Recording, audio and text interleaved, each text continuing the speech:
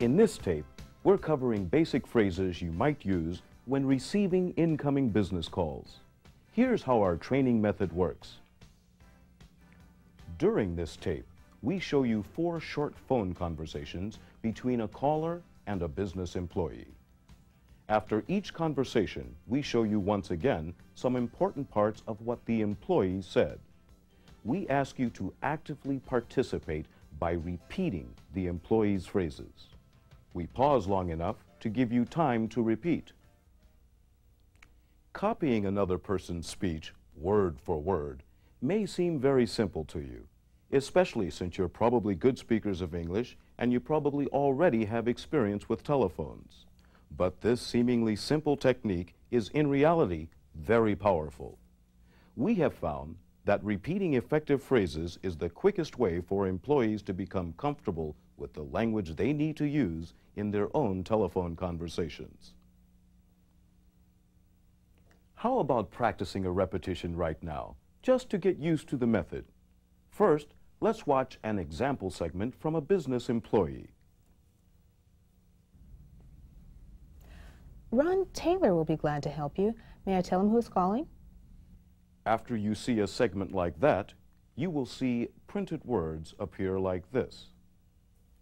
And you will hear a tone like this. Whenever you hear the tone, that's your cue to start repeating the employee's words. To make it easier for you to repeat, we have a few people in the studio who will repeat the words at the same time you do. Let's try it with the sentence you just heard. Are you ready? Ron Taylor will be glad to help you. May I tell him who's calling? Ron Taylor will be glad to help you. May I tell him who is calling? Did you repeat along with the studio audience? How about another chance? If you put energy in your voice while repeating, you'll find it easier to remember these phrases. Ron Taylor will be glad to help you. May I tell him who's calling? Ron Taylor will be glad to help you. May I tell him who is calling? Please say it one last time without the printed words. Ron Taylor will be glad to help you. May I tell him who is calling? Of course, in your own phone conversations, we don't expect that you will use the exact same words you're using here. These phrases are models for your convenience. If you first practice these words, you can then build on them and modify them for your own purposes. Let's begin now with a simple phone situation that occurs frequently in business.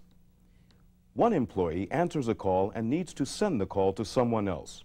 This is sometimes called call transferring and sometimes call routing. The reports for you to approve from last week? Okay, I'll take care of these sometime today. Oh, excuse me, please, Ricardo. Good morning, Technology Computers. Good morning. I'd like to speak with someone in the training department. Ron Taylor will be glad to help you. May I tell him who's calling? This is Susan Patton. And may I tell him the purpose of your call, Miss Patton? Yes, I'm interested in taking your word processing course. Thank you, Miss Patton. I'll transfer you to Ron's extension.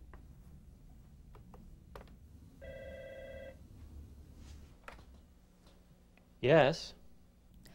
Susan Patton is on line 3. She's interested in our word processing course. Let's examine step by step what this employee accomplished during that call. Before she even picked up the phone, she was prepared. She knew where to reach Ron Taylor. She had scratch paper and pencil ready to make notes. She excused herself with her fellow employee so she could devote her full attention to her call. She answered after no more than 2 rings, and used a mirror to remind her to smile as she answered the phone. Did you know that smiling actually physically causes your vocal cords to relax so your voice sounds more friendly?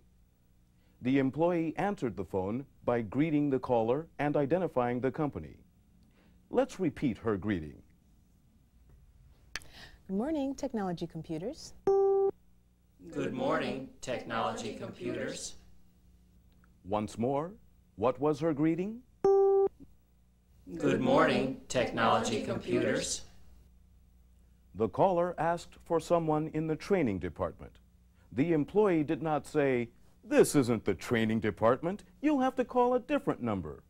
Instead, she put it in a positive way, telling the caller who would help. Then she obtained the caller's name. Please repeat the employee's sentences. Ron Taylor will be glad to help you. May I tell him who is calling? Ron Taylor will be glad to help you. May I tell him who is calling? As soon as the employee had the caller's name, she wrote it down and used it in her next sentence. She wasn't sure if it was Miss or Mrs. Patton, so she used Ms. Using the caller's name, she asked the purpose of the call. In that way, she was able to introduce the call when she transferred it to Ron. Let's hear several of her sentences. And may I tell him the purpose of your call, Miss Patton? And may I tell him the purpose of your call, Miss Patton? Once again, how did she find out what the call was about? And may I tell him the purpose of your call, Miss Patton? Thank you, Miss Patton. I'll transfer you to Ron's extension. Thank you, Miss Patton. I'll transfer you to Ron's extension. Again, please. How did she transfer the call? Thank you, Miss Patton. I'll transfer you to Ron's extension.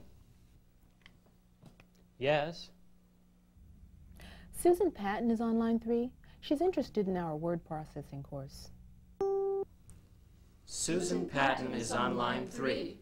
She is interested in our word processing course. Once more. Susan Patton is on line 3. She is interested in our word processing course. That's the end of our first telephone situation.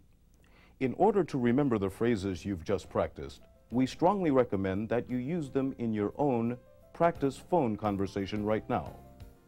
We suggest that you turn off the video at this point and practice role play number 1 in the learning guide that accompanies this video. After you have followed all of the instructions in that role play, turn the video back on whenever you're ready to continue with the next calling situation.